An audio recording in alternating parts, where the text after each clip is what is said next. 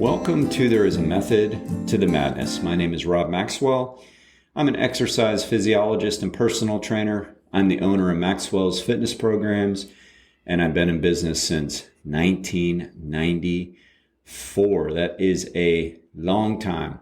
The purpose of this podcast is to give you the science behind things, hence the name, The Method to the Madness, because you know what?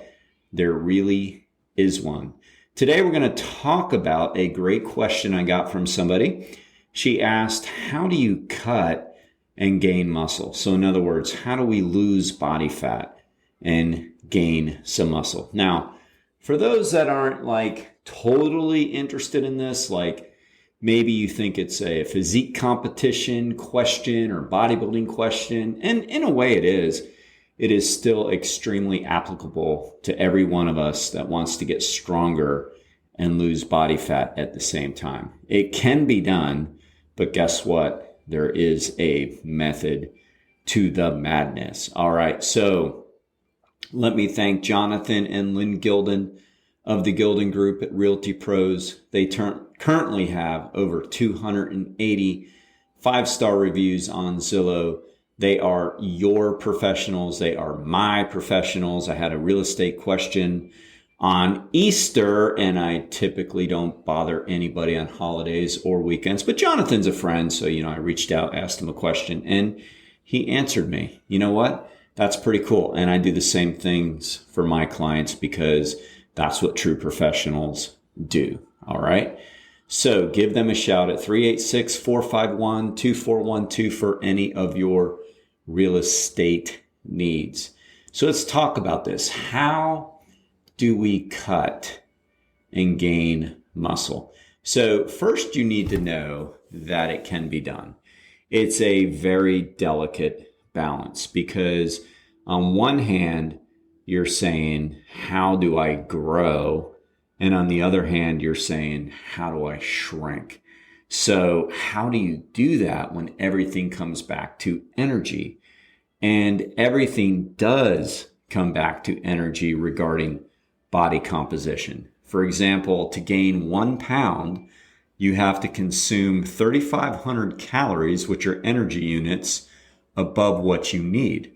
To lose 1 pound, you have to have a deficit of 3,500 calories over what you need over the course of time. That deficit could be a day, and that's a really hardcore deficit. If you're eating 3,500 calories less than what you need, you're almost starving yourself by doing that. Or it can be over the course of a week where you lose or gain a pound a week.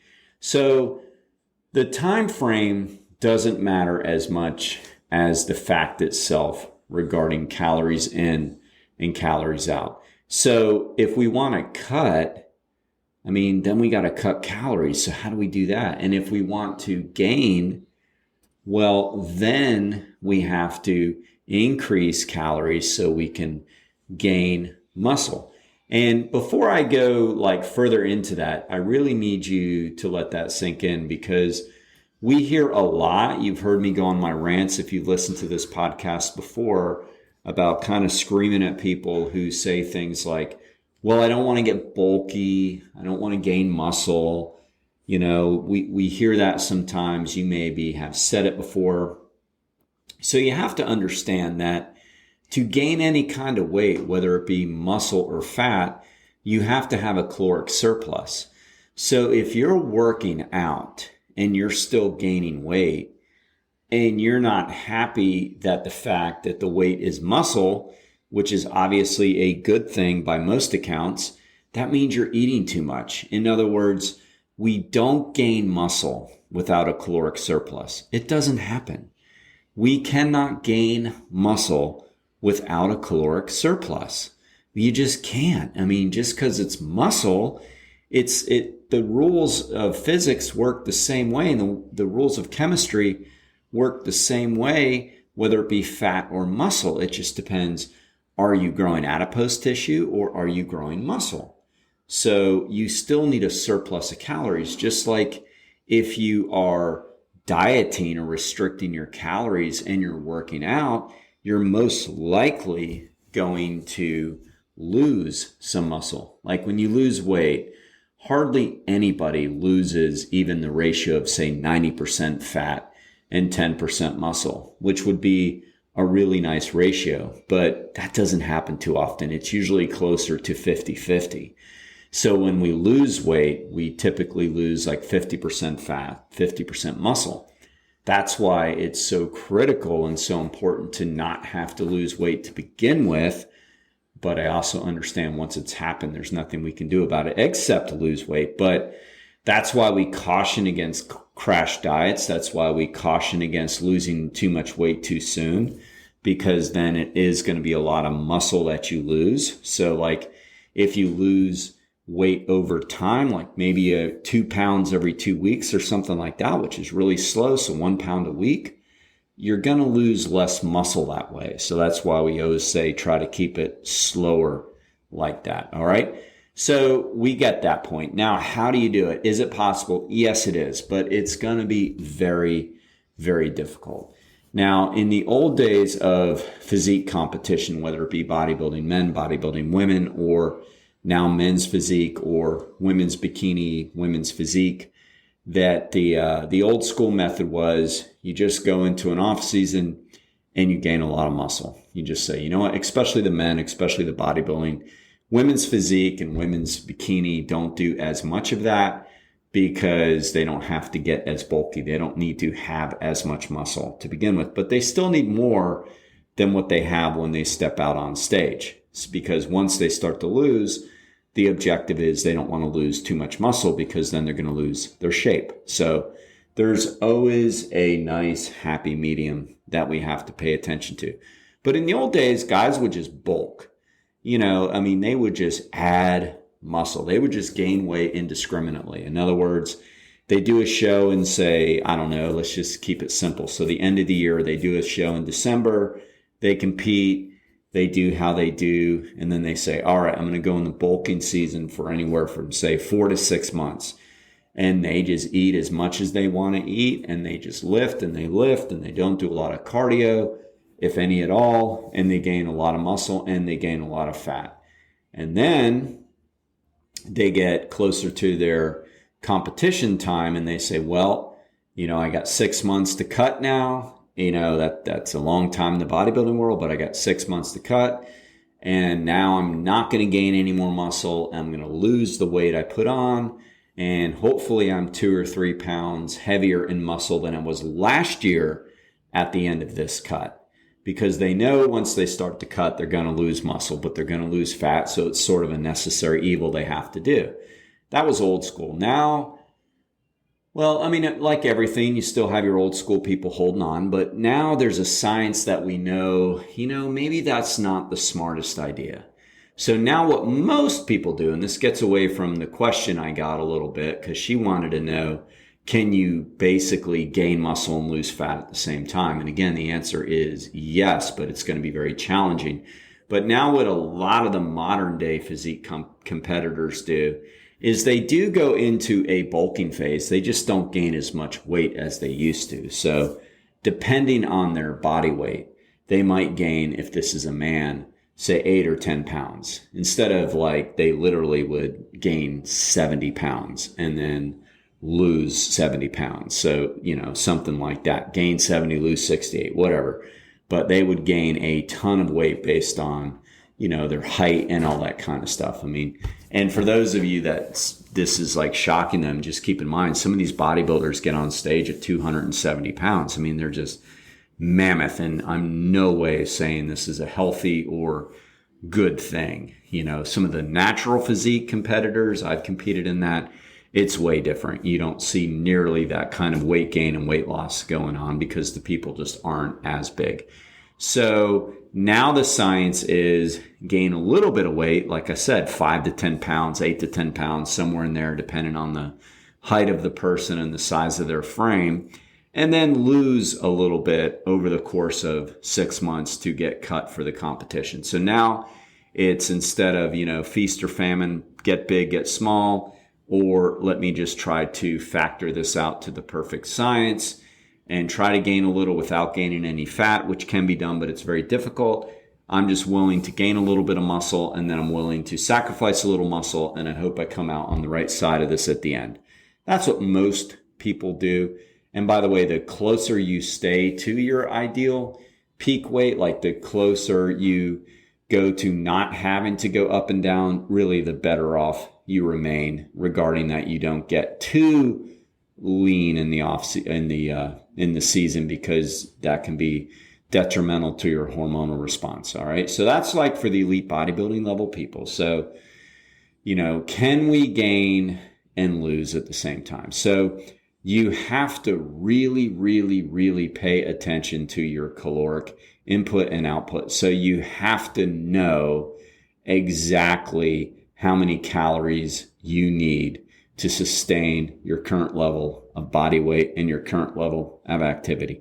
So you need to know that. And you can do that by doing some formulas online, or you can just really pay attention with the good old-fashioned scientific method is I've got a hypothesis and now I'm going to measure it. So like you can start with that and have like great guesswork and think I need about this much, and you start consuming that much and you measure everything and you weigh everything and you log everything, and then you see what's going on with your body regarding your weight, regarding your body composition, and regarding your strength. Because if you're not getting stronger, you're not adding muscle tissue. So it's very important to pay attention to that metric, because it's the one thing you can see. I mean, the numbers don't lie. If you're not getting stronger, you're not getting stronger. If you're not getting stronger, you're not adding muscle. And I think we all know that we can be pretty subjective when it comes to the mirror, when it comes to pictures. Most of us go in the direction of, ooh, I really hate how I look. I mean, there's just, the more fit people are sometimes, it almost seems like the more body dysmorphia there might be. So everybody's pretty self-critical on that. So that's something you have to watch with, they say a picture tells 1,000 words, but maybe it does if you're showing somebody else. But when you're looking at yourself, it lies to you, right? We're pretty self-critical. So that's not the best way. The best way to know if you're gaining the muscle is through body fat composition. So checking the body fat legitimately, like with skin fold calipers or DEXA scans or things like that. And really just measuring your strength. So are you losing weight and are you getting stronger? I mean, right there, that tells you are gaining some muscle and losing some fat. But in order to get that done, you're going to have to pay so close attention to your calories. You're going to have to make sure you're measuring everything appropriately. Now, one mistake people make when they're trying to get leaner is they cut their carbs too much. They become too carb phobic. They believe the myths that carbs are the bad guy, that carbs are the devil. And they're not. That's like throwing the baby out with the bathwater. I mean, sure, if you're going to eat a donut, which is full of carbs and fat, yeah, that's not good. Or if you're going to eat a bunch of candy or drink a lot of soda, those are all artificial sugars. And I think almost everybody on this planet knows that for most people, in most situations, that artificial sugar isn't good. But just because sugar's a carb, it doesn't mean all carbs are bad. So the only thing that can fuel the muscles to grow is carbohydrate. Protein is a repair macronutrient, meaning it's the macronutrient we need to repair the muscle tissue, which doesn't require that much. So we ordinarily don't need as much protein as influencers are trying to force down your throat. Literally, you don't need as much. Sure, you need some protein. Protein is a critical macronutrient. And yes, we tend to take longer to digest protein, which makes you feel a little more full and then have a tendency to eat less if you're eating more. Those things are true, but we still will not grow muscle without good complex carbohydrates. That's what muscles need. Anaerobic metabolism is fueled by carbohydrates. Aerobic metabolism is fueled by carbs and fat. So if we don't have enough carbs, we cannot. It is physiologically impossible to gain muscle. If you want to gain muscle, you have to eat your carbs. All right. So to answer the question, here's what we have to do. We have to really play the calorie game close. We have to know what our needs are and eat just above it. And we do have to eat almost impeccably perfect, meaning good complex carbohydrates, lean proteins, not a lot of fat. So we need only quality calories that aren't going to be stored as fat more when we consume them, such as fat and sugar, not carbs, sugar. So we really need to eat a balanced diet of good carbohydrates and lean proteins. And we have to eat very close to just slightly over our means. And then we hope what happens then is we're gaining muscle and we're maybe not losing fat because it's almost impossible. And I know that's kind of a play on words, but because we are gaining muscle, we're now speeding up our metabolism a little bit. And then as we start to back off a little bit, we're going to start to actually burn some more fat because we have cranked up our metabolism. So, Miss Question Asker, it's actually, her name is Natalie. Then here is your answer. Pay attention to strength gains. Try to get stronger. Stay close to your caloric needs, barely over, but slightly over. Make sure you're eating complex carbohydrates and make sure you're eating lean proteins and make sure you're cutting out all junk because you are not going to have room in your diet for calories that you don't need. You're going to have very little wiggle room if you're attempting to do this. All right. And for those that are already happy with their body weight, then it's just about gaining muscle and it becomes so much easier. You can eat a little bit more because you're gaining muscle. Just make sure you're working out hard. Make sure you're working out to try to gain strength and make sure you're still following the rules of good macronutrients, lean proteins, and complex carbohydrates.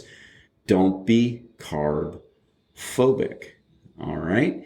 Now let me thank Overhead Door of Daytona Beach, the best garage door company in the state of Florida, bar none. And we're fortunate to have them here locally in Daytona Beach, owned by Jeff and Zach Hawk. If you have any needs in that direction, give them a shout at Overhead Door Daytona